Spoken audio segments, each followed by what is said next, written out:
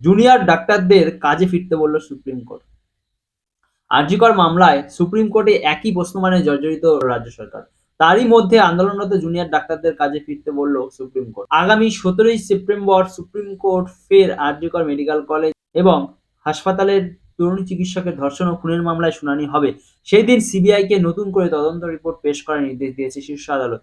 প্রধান বিচারপতি জানতে চান, দেহ যখন ময়নাতদন্তের জন্য পাঠানো হয়েছিল তখন যে চালান দিতে হয় সেই চালান কোথায়? সেই প্রশ্নের মুখে রাজ্যের আইনজীবী কপিল সিব্বল প্রথমে দাবি করেছিলেন কেস ডায়েরির সঙ্গেই সিবিআইকে চালান দেওয়া হয়েছে। তবে সিবিআইয়ের আইনজীবী তথা সলিসিটর জেনারেল তুষার মেহতা দাবি করেন তার কাছে চালান নেই। এরপরই কপিল সিব্বল চালানের খোঁজে সহকারী আইনজীবীদের কাছে সাহায্য চান। সোমবার শীর্ষ আদালত জানিয়েছে যে মঙ্গলবার বিকেল ৫টার মধ্যে তাদের কাজে ফিরতে হবে। ততক্ষণ জুনিয়র ডাক্তারদের বিরুদ্ধে কোনো বিরূপ পদক্ষেপ করা যাবে না। শাস্তিমূলক বদলিও করা যাবে না। যদিও পর্যাপ্ত সুরক্ষা ব্যবস্থা দেওয়ার পরেও জুনিয়র ডাক্তাররা কাজে না ফেরেন তাহলে তাদের বিরুদ্ধে রাজ্য সরকার পদক্ষেপ করলে কিছু করার থাকবে না। ময়নাতদন্তের রিপোর্ট এবং ফরেনসিক রিপোর্ট নিয়ে সন্দেহ প্রকাশ করল সিবিআই। তারই মধ্যে আইনজীবী দাবি করলেন যে ময়নাতদন্তের সময় যারা হাজির ছিলেন তারা প্রত্যেকেই উত্তরবঙ্গ লবির সদস্য, যে লবির বিরুদ্ধে রাজ্য স্বাস্থ্য দুর্নীতি চক্র চালানোর অভিযোগ উঠেছে। আরজি কর হাসপাতালের জন্য ৩ কোম্পানি মহিলা বাহিনী আছে। তাদের থাকার জায়গা দেওয়া হচ্ছে না। তাদের ১.৫ ঘন্টা যাত্রা করে আসতে হচ্ছে। কপিল সিব্বল দাবি করেন কেন্দ্রীয় বাহিনী যা চেয়েছে তা দিয়েছে রাজ্য সরকার। আরজি কর মেডিকেল কলেজ এবং হাসপাতালে তরুণী চিকিৎসকের ধর্ষণ এবং খুনের ঘটনায় তদন্ত এগিয়ে চলছে।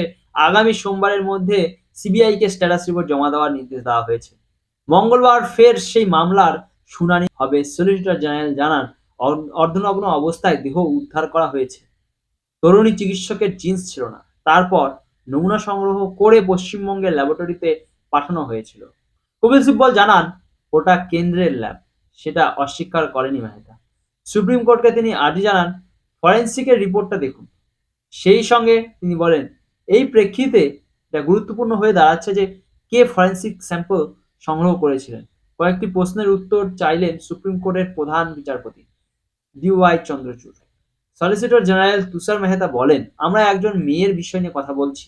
ও আমাদের সকলের মেয়ে। মুখ বন্ধ খামে সিবিআই যে রিপোর্ট জমা দিয়েছিল তা খতিয়ে দেখছে সুপ্রিম কোর্ট।